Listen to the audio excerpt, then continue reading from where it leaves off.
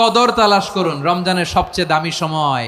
বিষ্ণু বলেন, মান হরিমা খাইরাহা ফাকাদ হরিম, যে কদর মিস করলো সে সব মিস করলো, হি ইজ দ্য লুজার। আচ্ছা বলেন, এই বরকতের মাসে আমরা কি লুজার হতে চাই না গেইনার হতে চাই? সবাই বলেনি, বলেন এই রমাদানে আমরা লুজার হব না গেইনার হব? ইন্না আনজালনাহু ফি লাইলাতিল কদরি ওয়া মা আদরাকা মা লাইলাতুল কদর লাইলাতুল কদরি খায়রুম মিন আলফি শাহর। পড়েন আল্লাহু আকবার। লাইলাতুল কদরি খায়রুম মিন আলফি শাহর, হাজার মাসের চেয়েও সেরা। 1000 মাসে হয় 83 বছর 4 মাস।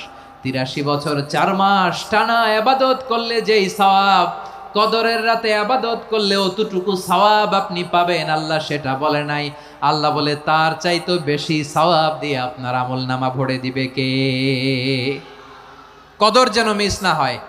21, 23, 25, 27, 29 নাকি খালি 27? আপনারা কি খালি 27?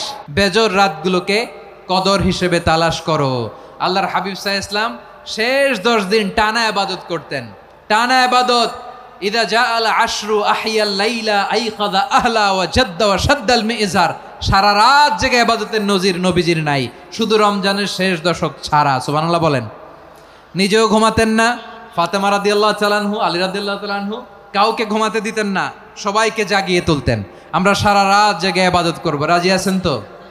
কদর যেন আমাদের মিস না হয়। আজকে থেকেই ক্যালেন্ডারে মার্ক করে রাখেন, সব কাজ পেছনে ফেলে, সব ব্যস্ততাকে পেছনে ফেলে ইবাদতের জন্য আমরা প্রস্তুত থাকবো কদরের রাতে। কোনোভাবে কদর যেন আমাদের মিস না হয়, ইনশাআল্লাহ। বলেন তো সবাই?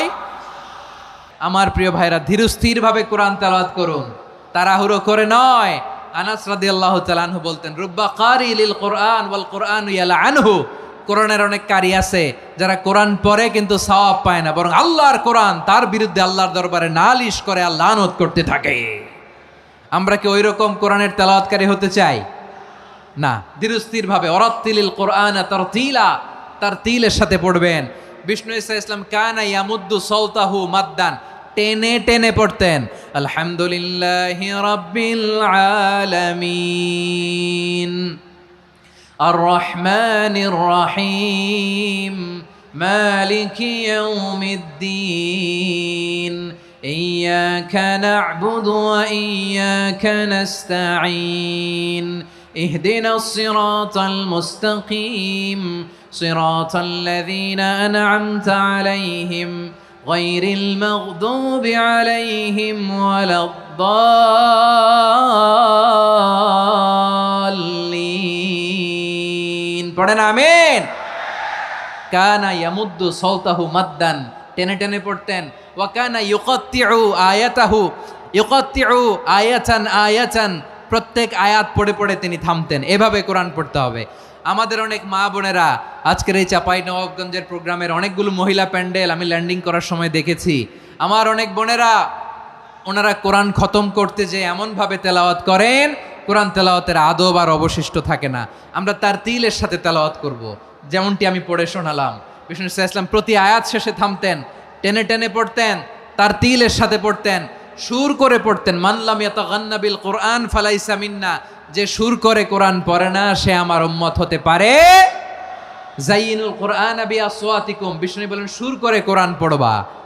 অনেকে কোরআনের খতম তুলবার জন্য কোরআনরে একেবারে খতম করে দেয়, এরকম আছে না নাই?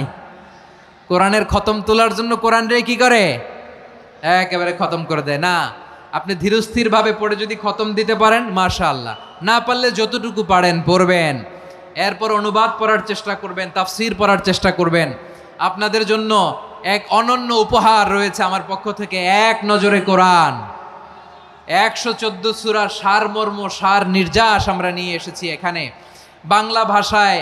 আমার জানা মতে খুব সম্ভবত এই প্রথম কাজ কেউ করে নাই।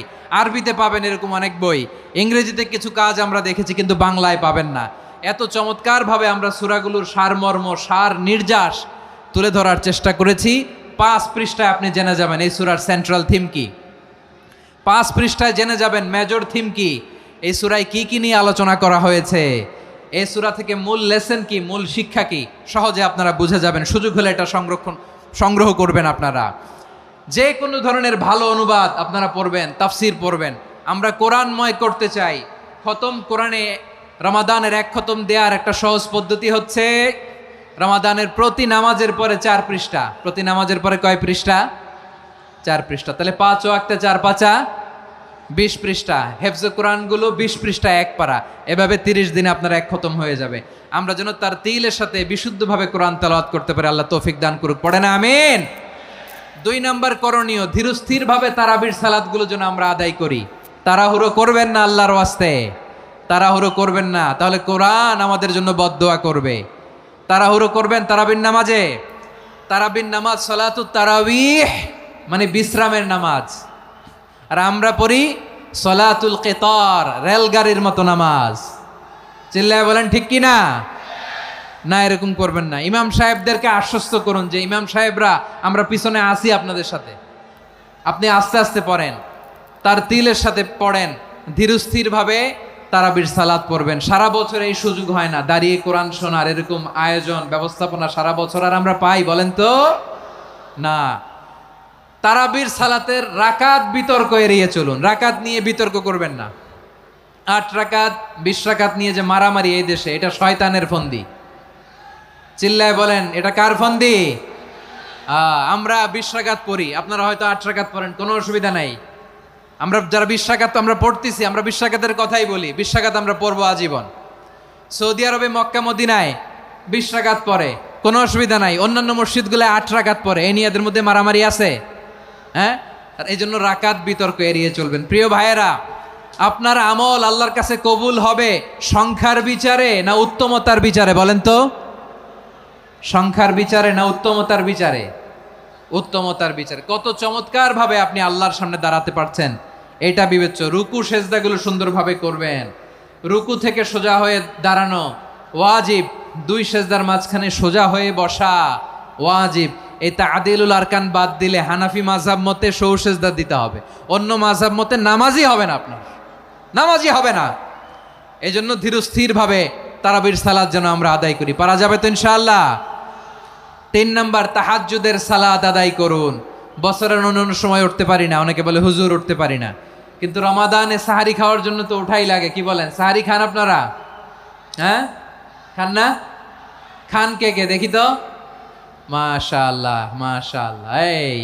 এই সুন্নত পালনের জন্য 1 নাম্বার। মাশাআল্লাহ, ঠিক আছে, পালন করবেন।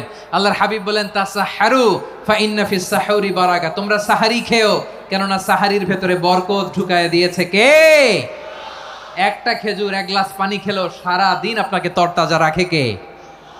তো সাহারির জন্য যেহেতু উঠতেই হয়, সাহারি খাওয়ার আগে বা পরে 2 রাকাত 4 রাকাত তাহাজ্জুদ পড়া যাবে না?